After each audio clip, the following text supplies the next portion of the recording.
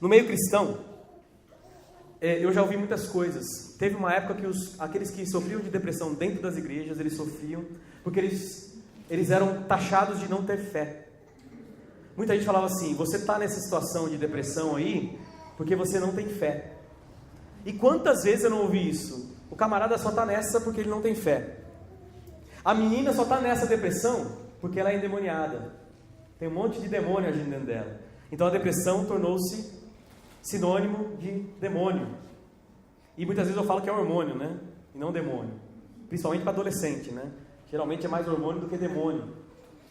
Se a gente atribuir essas coisas ao demônio, a gente reduz e as pessoas se escondem. Então, quanta gente depressiva na igreja prejudicando o corpo de Cristo? Porque lembra, nós somos um corpo. Quando o corpo está doente, de alguma forma, ele afeta o resto do corpo.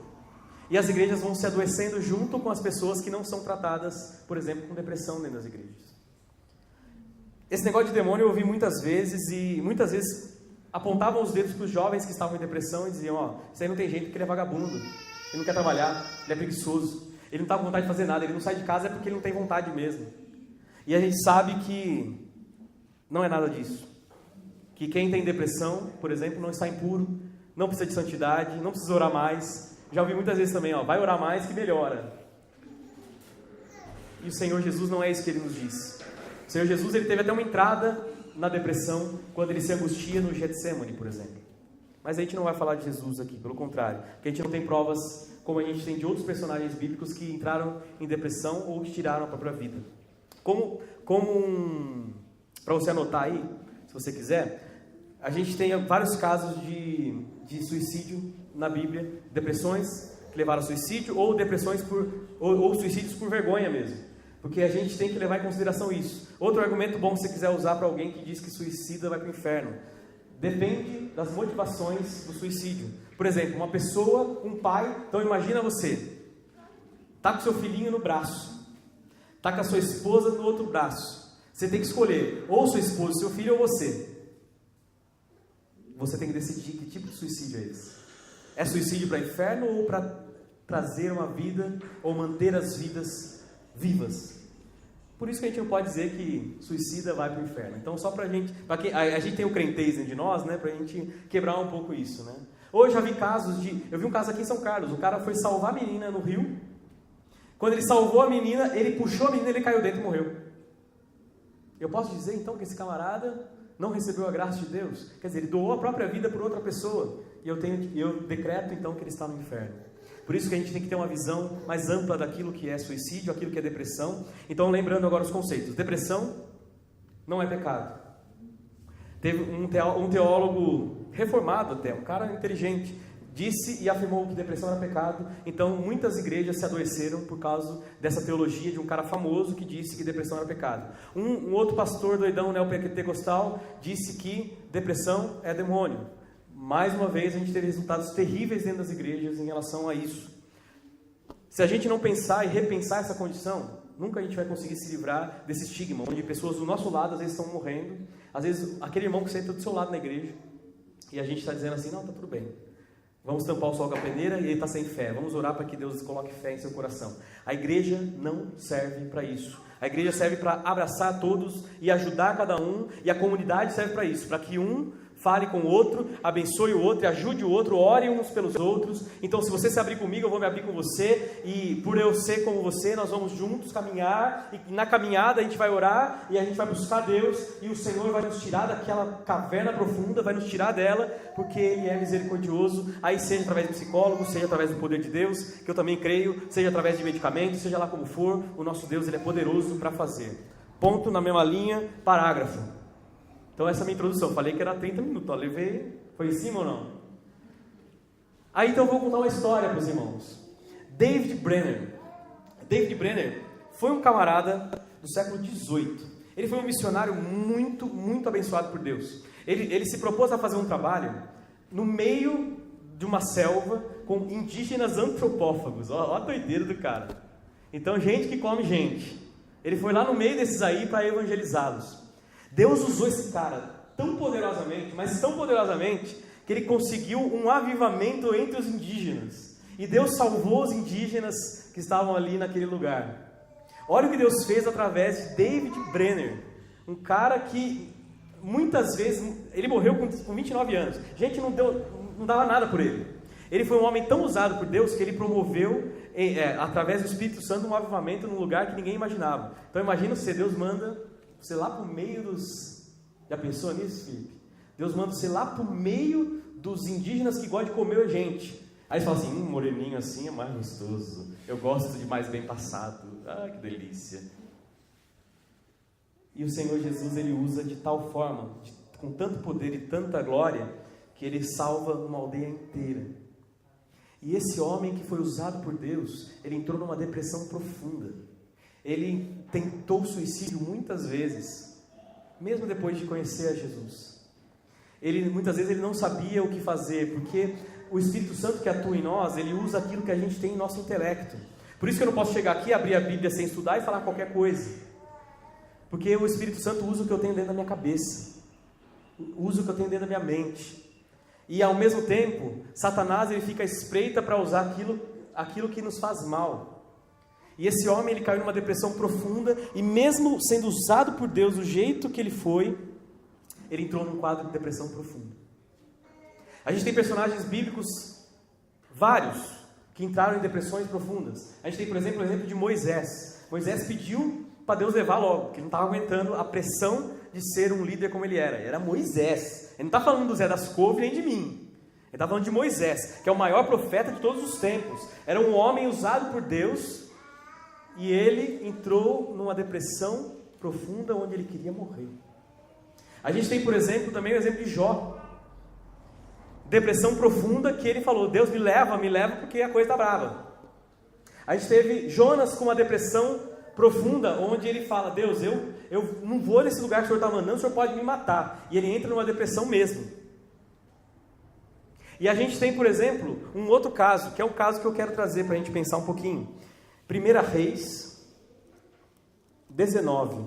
E aí eu quero que você acompanhe comigo. A gente vai voltar de vez em quando no 18 para a gente dar uma pensadinha.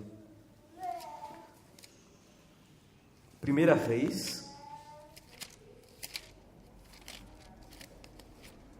19. Aí pode ser que um ou outro aqui esteja perguntando, né? Ou se alguém for ouvir depois essa mensagem, né? Ele pode estar pensando o seguinte: o cara vai falar só de depressão, mas eu não passei por depressão, eu nunca tive isso, eu nunca... Para mim, tá tudo bem. Então você se engana muito bem. Deus vai falar mais ainda conosco que não tem depressão do que a gente que já passou por ela. 1 Reis 19.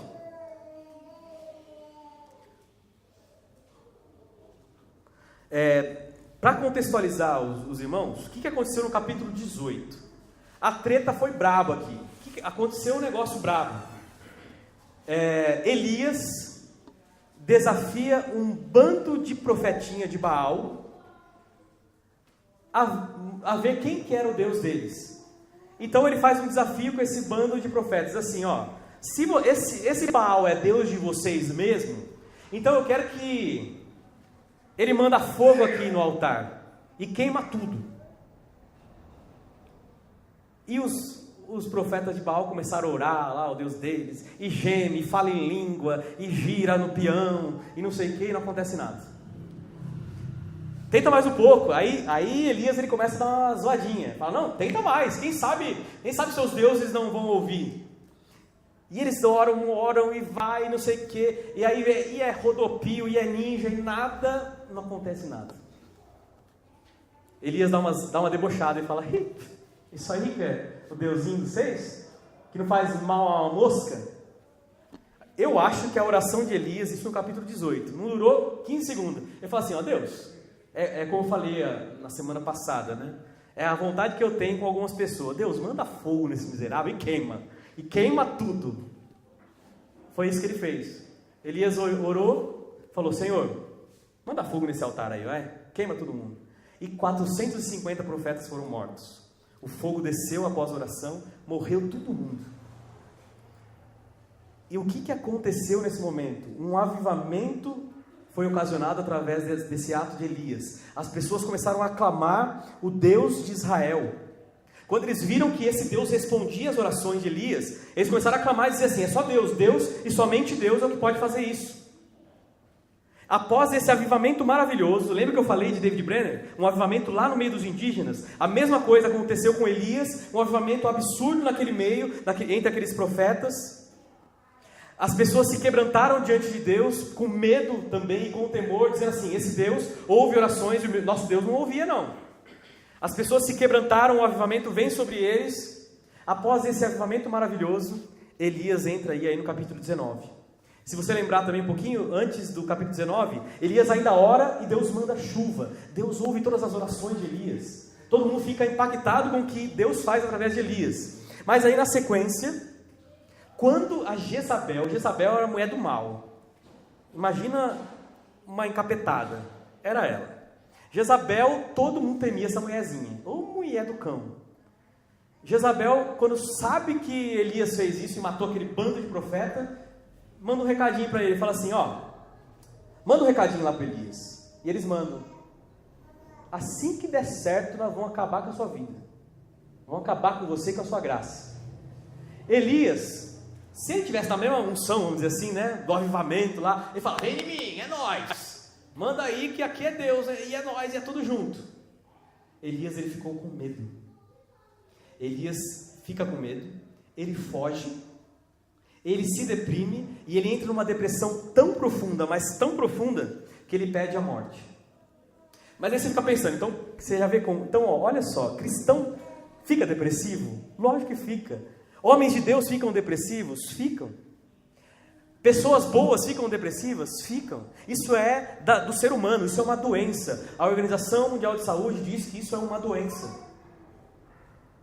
Quase que eu falei Não, deixa quieto, pula, apaga isso aí. Se ela está falando que é doença, isso quer dizer o quê? Que ela tem que ser, de alguma forma, tratada. Elias, ele entra numa depressão, ele entra numa caverna tão profunda, ele entra num lugar tão profundo que ele não consegue sair. Então ele se esconde porque ele recebeu um recado de uma doida dizendo que ia matá-lo.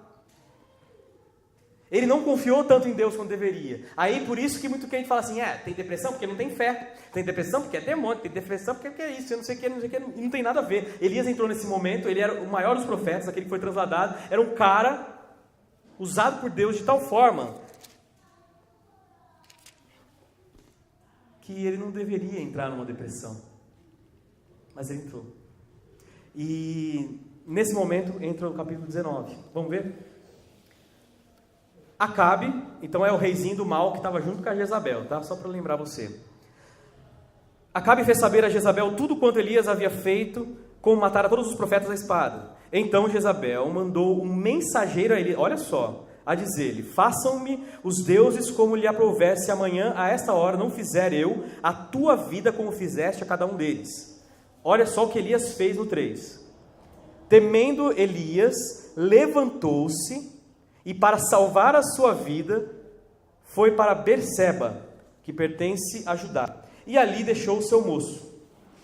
No 4, ele mesmo, porém, se foi ao deserto, caminho de um dia, e veio e se assentou debaixo de um zimbro. Zimbro era uma árvore, outras versões falam guiesta e outras coisas, não importa a árvore, estava embaixo de uma árvore. E pediu para si a morte e disse, basta, toma agora, ó Senhor, a minha alma, pois não sou melhor do que os meus pais. Elias pedindo a morte a Deus, ele entrou numa depressão profunda e pediu a morte. Aí ele deitou, dormiu debaixo do zimbro, isso no verso 5. E um anjo tocou-lhe e disse, levanta-te e come. Olhou ele e viu junto à cabeceira um pão cozido sobre pedras, uma brasa e uma botija de água. Comeu, bebeu, tornou a dormir. Voltou a segunda vez o anjo do Senhor, tocou e disse, levanta-te e come, porque o caminho te será sobremodo longo. Levantou-se, comeu, bebeu, e com a força daquela comida caminhou 40 dias e 40 noites até Horebe, o monte de Deus. E ali ele entrou numa caverna, olha só. A depressão às vezes leva a gente para uma caverna, né? Elias foi literalmente para uma caverna, onde passou a noite, 9. E eis que veio a palavra do Senhor e ele disse, que fazes aqui, Elias? Ele respondeu, tendo sido zeloso pelo Senhor, Deus dos exércitos, porque o filho de Israel deixara a tua aliança, derribaram os altares e mataram os profetas à espada, e eu fiquei só e procuram tirar minha vida. Disse-lhe Deus, sai e põe-se neste monte perante o Senhor. Eis que passava o Senhor, e um grande e forte vento fendia os montes e despedaçava as penhas diante do Senhor. Porém o Senhor não estava no vento. Depois do vento um terremoto, mas o Senhor não estava no terremoto. Depois do terremoto um fogo, mas o Senhor não estava no fogo. E depois do fogo um cício tranquilo, ou um sopro tranquilo, um sopro suave. 13. Ouvindo, Elias envolveu o rosto no seu manto e saindo pôs-se à entrada da caverna. Eis que lhe veio uma voz e disse: que fazes aqui, Elias? E ele respondeu: tendo sido extremo e zeloso pelo Senhor, Deus dos exércitos, porque o filho de Israel deixara a tua aliança, derribaram os seus altares e mataram os seus profetas à espada, e eu fiquei só e procuram tirar minha vida. Disse-lhe o Senhor: vai, volta ao teu caminho para o deserto de Damasco, e chegando lá, unge a Azael, rei sobre a Síria. E vamos parar aqui. Tá bom. Deu para entender o que aconteceu, né? No meio da brincadeira. O camarada, que era um homem de Deus, cheio do Espírito Santo, ficou com medo de morte. É estranho, né? Primeiro ele vai e ele encara os deuses dos outros. Depois ele vai, tô com medo de morrer. Dá para entender um negócio desse? Quer dizer, o cara encara a morte de frente. Depois uma mulher manda uma ameaça. Apesar que Jezabel não era de latir só não, ela era bem doidona, ela ia matar mesmo. Mas o camarada entra nesse quadro. A gente tem na depressão fatores endógenos e exógenos. Endógenos são aqueles internos orgânicos, aqueles que fazem parte de nós. Aí eu tenho desequilíbrio químico, eu tenho outros problemas orgânicos que me levam à depressão. Mas eu tenho também problemas exógenos, aqueles que são fora de mim, que podem causar depressão. São as circunstâncias, como eu falei, de abusos, de perdas e dores e etc., que foi o caso aqui de Elias. Através de um fator exógeno, ele entrou numa depressão profunda. E a doença o pegou. Quando a gente olha cada um desses versículos, então agora a gente... Obrigado. A gente olha, por exemplo, então para o 4. 19.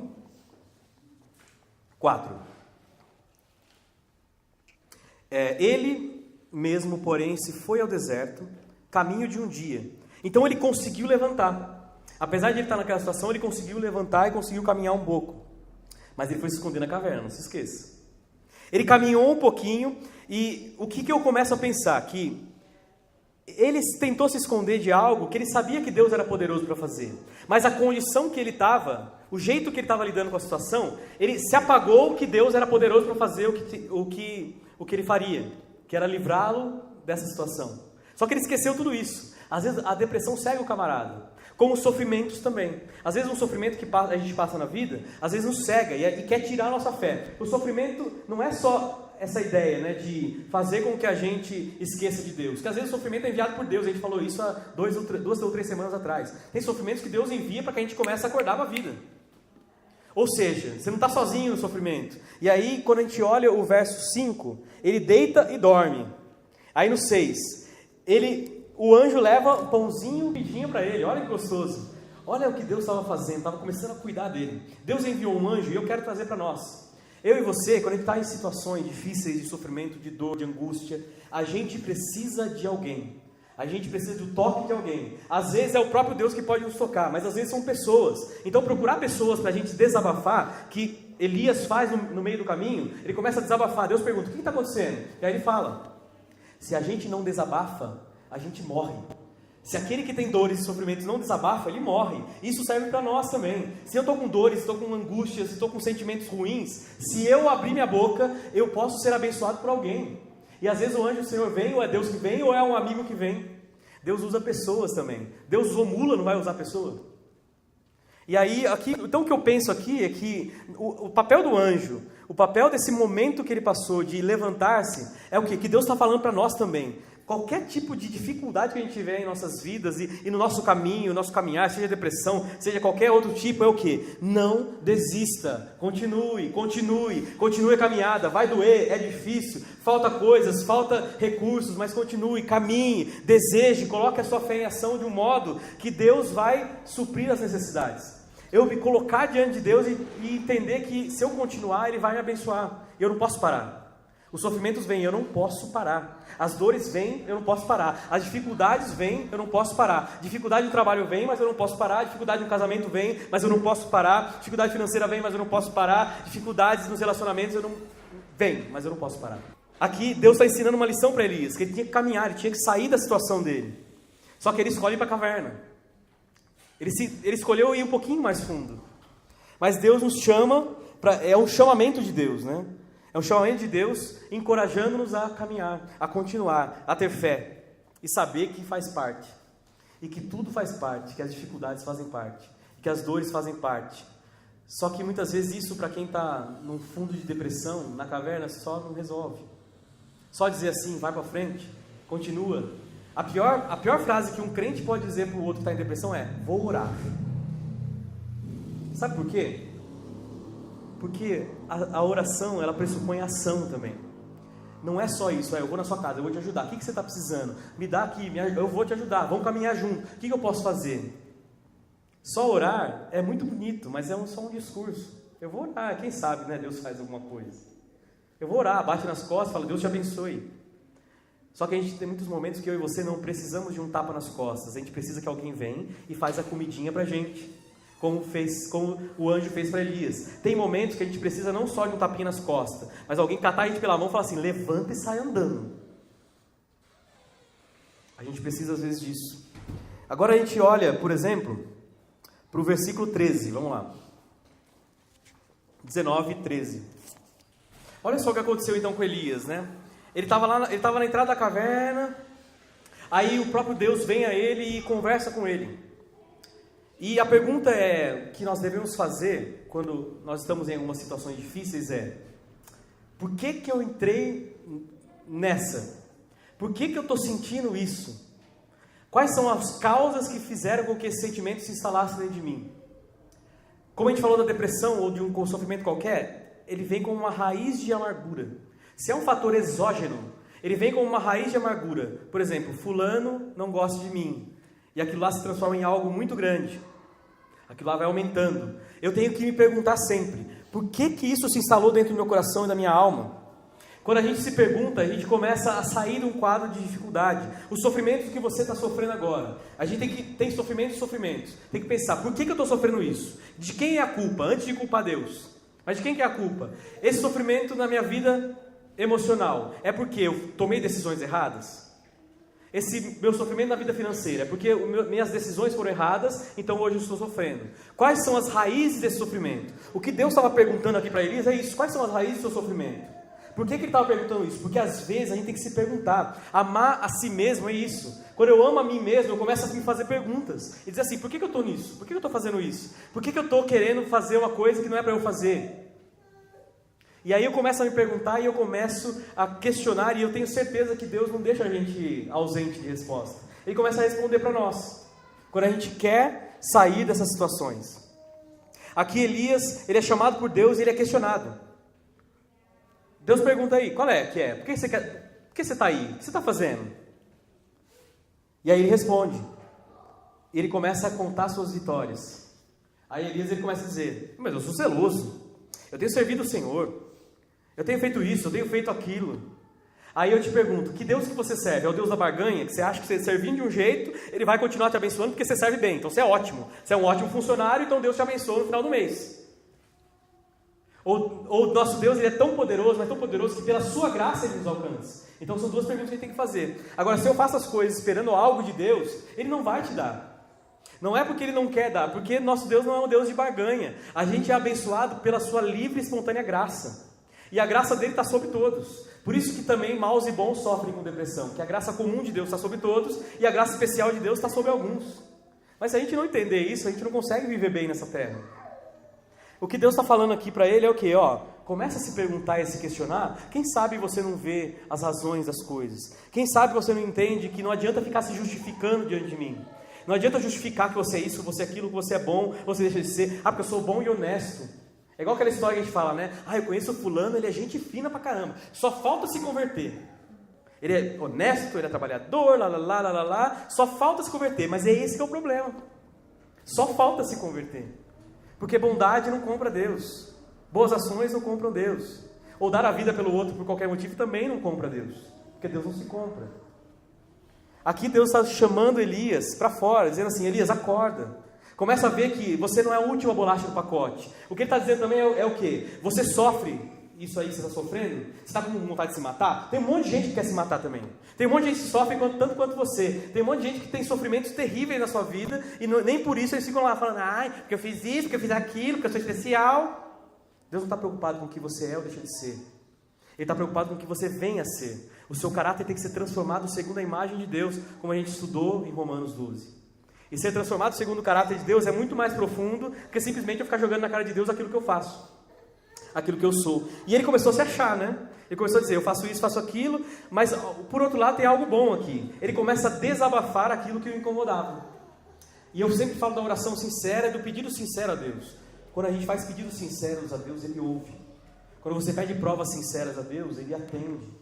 Quando você fala do seu coração e do fundo da sua alma, quando você faz uma oração, eu tenho certeza que Deus abençoa e faz milagres. Então, voltando àquilo que eu falei, eu creio num Deus de milagres, um Deus que faz grandes maravilhas na vida de alguém. Eu creio no Deus que dá emprego para os seus, eu creio no Deus que restaura casamento, eu creio no Deus que faz maravilhas com alguém que está com câncer, eu creio no Deus que transforma alguém que está na depressão e sai dela pelo poder e pela misericórdia dele. Eu creio em tudo isso. E a gente tem que colocar e crer que Deus pode e vai continuar fazendo isso para sempre. Só que a gente tem que entender que quanto mais eu falo com Deus com sinceridade, desabafo as coisas com Deus, mais Ele nos ouve. Ele não quer ouvir as orações e pedidos e súplicas mecânicas. Lembrando que súplica não é oração. Súplica é o quê? É um pouquinho de briga com Deus também. Súplica é o quê? Deus, o Senhor está vendo minha situação. Não tem nada de mal de falar isso. O Senhor está vendo minha situação. A dificuldade que eu estou de crer. Porque o interesse de Deus é que você creia. Provar de Deus e provar do Senhor Jesus, experimentar o Senhor Jesus, às vezes é isso, é suplicar a Ele certas coisas. Quando a gente olha a situação de Elias, esse quadro que ele estava, a gente começa a ver que o desabafo às vezes é bom. E o desabafo, como o Tiago diz, também é bom em família. O desabafo é bom em família. Por isso que eu estou incentivando aqui o culto doméstico. Às vezes no culto doméstico a gente abre o coração. A gente fala para o marido, para a esposa, para os amigos, para os filhos, para os queridos, para a mãe e para o pai que está participando, coisas que são do nosso coração. Por isso que a oração, a reunião nas casas também é importante. Onde ali eu abro o coração com outros casais. Então a gente tem casais que têm filhos pequenos, como vocês aqui. E vocês têm outros casais que se juntam com vocês têm as mesmas dificuldades, as mesmas fraldas para trocar, as chupetas, os choros. Vocês têm coisas a dividir, o coração pode ser aberto facilmente. Só que se a gente procura solucionar tudo entre nós mesmos, muitas vezes a gente se torna um gueto. Por isso que muitas igrejas evangélicas são guetos hoje. São guetos por quê? Porque eles ficam entre eles, e para eles que só interessa o que acontece entre eles, e não o que acontece lá fora. Só que o ID de Jesus é para fora, é o que acontece lá fora me interessa. Se a depressão é algo que atinge 15% da população mundial, isso me interessa. Porque quer dizer o quê? Que mais de 15% da população de São Carlos também está afetada por isso. E então eu não me interesso, me interessa quem aqui da igreja é depressivo. Deixa eu ver. Você é, tem que tratar, hein? Mas não é isso que Jesus está falando. Elias começa a contar as vitórias, mas ele começa a desabafar diante de Deus. Isso é muito importante. A gente tem que partilhar as nossas coisas uns com os outros. Isso é muito importante para a vivência no reino de Deus. Aí quando a gente olha, por exemplo, no verso 18, 1 Reis 19, 18. Deus começa a responder para Elias algumas coisas. Ele achou, eu já até introduzi um pouquinho isso. Ele achou que ele era o único que estava sofrendo. E aí quando Deus fala assim, mas tem 7.000 que ficaram lá também. E 7.000 pessoas que creram nesse avivamento que eu mandei para eles aí. E aí ele começa a se animar, de pensar que a gente não é sozinho nesse mundo. E que se a gente depende sim uns dos outros. Isso é fundamental na vida, né? Eu já vi gente falar assim, não dependo de ninguém para viver. É mentira. É mentira em vários sentidos. Eu não dependo de ninguém. Eu tenho meu emprego. Quer dizer, se você tem seu emprego, você depende do seu patrão. Começa por aí. Eu não dependo de ninguém para viver. Você depende do lixeiro também. Porque se o lixeiro não passar... Eu não dependo de ninguém. E se o papel higiênico que você usa na sua casa acabar e não tiver onde comprar ou alguém que fabrique? A gente depende das pessoas. Eu dependo das pessoas. A gente não é sozinho, a gente precisa de uma comunidade, como eu acho que a gente precisa da igreja. A igreja de Cristo é estabelecida como comunidade para que eu e você dividamos as nossas dores, nossos anseios, nossos caminhos, nossas alegrias. Não é só dor para dividir na igreja, né? Também ninguém aguenta, né? Imagina vocês virem aqui 10 domingos e eu falar, ai, tô com dor. Quem mais tá com dor aqui? Ah, eu tô com artrite. Aí você, ai, tô com artrose. Ai, eu tô com a sinusite. Ai, eu tô com câncer. Pronto, ganhou. Né? A gente vai nessa. Ou a gente vai ser comunidade nas alegrias. onde eu me alegro com a alegria do outro, onde eu me entristeço com as dores dos outros, onde eu divido com eles, e assim a gente caminha. Ninguém consegue ser sozinho. Quando Elias começa a ver que ele não está sozinho, que tem 7.000 pessoas esperando para que ele fale alguma coisa, faça alguma coisa, porque ele era referência, ele era uma referência. Aí ele começa a acordar para a vida, ele começa a se reanimar, ele começa a ouvir a voz de Deus, ouvir que ele não estava sozinho, ouvir que ele podia partilhar as suas dores, ouvir que ele poderia fazer uma oração sincera, o Senhor ouviria, que as suas súplicas eram ouvidas. Aí ele começa a caminhar, ele começa a sair da caverna, e aí foi o final, aí o homem saiu da caverna de vez. Deus é capaz de nos tirar de qualquer caverna, de qualquer sofrimento, de qualquer dor, de qualquer angústia, de qualquer problema. A grande questão é a gente entender e olhar para Elias e ver o quanto que a gente tem que perguntar para Deus os porquês e o como que a gente vai sair dessas situações. Aí eu comecei a procurar, sobre depressão na geografia. E uma das coisas que eles dizem também é que a depressão nada mais é do que um grande vale situado em algumas baixadas de terra, e não sei o que, e tal. E eu falei, olha que legal. Aí eu lembrei de Salmo 23, verso 4, que diz que ainda que eu ande pelo vale da sombra da morte, eu não temerei mal nenhum, porque tu estás comigo, o teu bordão e o teu cajado me consolam. Significa o quê? Que cada dor e sofrimento, depressão, seja lá qual sentimento que a gente tiver, Deus ele vai estar com a gente naquele momento. Deus ele vai estar com a gente no vale, naquela hora, para lutar conosco. Ele vai estar com a gente naquela hora para que a gente vença aquilo lá. Aí você fala, bom, mas eu não passo por depressão, eu nunca passei, eu não tenho esse problema. Ótimo, então Deus vai usar você para que você leve essa palavra às pessoas e diga assim, tem um jeito de você sair dessa. Deus é o primeiro passo. Se for necessário, for algo muito profundo, aí a gente vai procurar psicólogos, psiquiatras ou coisa parecida. Mas a depressão, muitas delas são curadas pela fé. Os estudos demonstram que a fé cura depressões. Que a fé faz com que os medicamentos sejam diminuídos. Que a fé faz com que o coração do camarada que está triste comece a se alegrar novamente. E a gente olhar para a situação de Elias e olhar para as nossas situações, o convite de Deus é o quê? A gente tem que sair da caverna, tem que sair do vale, a gente tem que crer, a gente tem que ter fé, a gente tem que começar a estudar as Escrituras para que a gente se aprofunde no conhecimento do Senhor Jesus, para que Ele fale mais comigo, para que as coisas comecem a ser diferentes. Deus ele nos tira das piores cavernas. Deus nos tira dos piores sofrimentos, seja lá qual for os sofrimentos. E aí eu lembro vocês que a oração sincera pode fazer com que o sofrimento se abrevie rápido. O sofrimento pode ser abreviado de um momento para o outro, segundo a vontade e a obra do nosso Deus Todo-Poderoso. Mas você tem que orar. A oração é sincera, não é assim, Senhor Jesus abençoe, em nome de Jesus, amém. Não, qual que é a oração sincera do seu coração? Qual que é a necessidade do seu coração e que Deus conhece, Deus sabe que você precisa mesmo, para que esse sofrimento seja aliviado, para que a misericórdia de Deus seja levada até você. Que oração que eu tenho que fazer? A minha oração tem que ser melhor na família? Então eu tenho que orar em família para que esse sofrimento seja aliviado? A nossa família pode ser, ou a nossa família, eu, minha esposa, o meu filho, você com sua esposa e seus filhos, ou pode ser também a sua família cristã, porque tem gente que é sozinha. Então a gente vai se reunir aqui, a gente vai orar a Deus, e a nossa oração sincera vai ser ouvida, e pela fé em Cristo Jesus, Ele vai fazer com que aquilo que nós queremos se realize, não porque Ele troca com a gente alguma coisa, mas porque a oração sincera, e onde estiverem 2 ou mais reunidos, o Senhor Ele ouve a nossa oração. E orar junto é muito bom. Por isso que os casais, eu sempre falo, o casal tem que orar junto. Eu e a Dinorá, a gente ora junto. Toda noite a gente faz o Daniel orar e aprendendo a orar desde pequenininho. Porque é ali que ele vai entender o que é o poder de Deus em nossas vidas. Quando a gente tem questões, a gente ora junto. O Dani, muitas vezes, às vezes agora é ele que lembra. Só que agora ele decide a ordem das pessoas que vão orar. Fala assim, primeiro o papai, depois a mamãe, depois eu. Aí agora ele fala, primeiro o papai, depois a mamãe, depois eu, depois a Melissa. Aí eu começo a brincar com ele, mas e o Aaron? Daí ele põe, primeiro o papai, depois a mamãe, que é o cachorrinho nosso. Eu falei, mas ele tem 3 maritacas morando em casa. Não, e as maritacas também. Nós temos que orar, gente. Mas não só orar, mas partilhar em comunidade aquilo que a gente sente. Não guarde os seus sentimentos, nunca. Isso aí faz um mal. Isso dá câncer também, né? Não só dá câncer, como causa outros problemas. O Senhor nos convida a encorajar uns aos outros. E o Salmo 50, por exemplo, o salmista ele invoca o Senhor na angústia. Ele diz assim, Senhor, eu estou angustiado. E quando ele ora ao Senhor sinceramente, o Senhor vem e entra com providência. Deus ele é poderoso para entrar com providência em qualquer área da nossa vida. E eu creio fervorosamente nisso. Nosso Deus, Ele nos ajuda e usa pessoas para nos ajudar.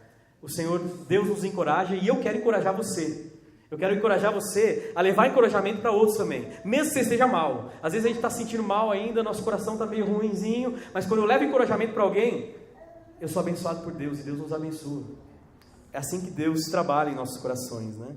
Eu queria deixar um salmo, o Salmo 142. Ao Senhor eu ergo a minha voz e clamo, com a minha voz eu suplico ao Senhor. Eu derramo perante Ele a minha queixa. Olha só de alguém que está angustiado, ó. Então ele está dizendo aqui, ó, eu ergo a minha voz e eu derramo a minha queixa diante de Deus, e a sua presença exponho a minha tribulação. E o 3, quando dentro de mim me esmorece o espírito, conheces a minha vereda, no caminho em que eu ando me ocultam a armadilha. Olha à minha direita e vê, pois não há quem me reconheça, nem lugar de refúgio, ninguém que por mim se interesse. Ele estava se sentindo sozinho, ele estava se sentindo cansado, acabado, como Elias estava, como Jó já passou, como Jonas estava. Mas aí ele vem no versículo 5 e diz, a ti eu clamo, Senhor, e eu digo, o Senhor é o meu refúgio, o meu quinhão na terra dos viventes. Atende o meu clamor, pois me vejo muito fraco.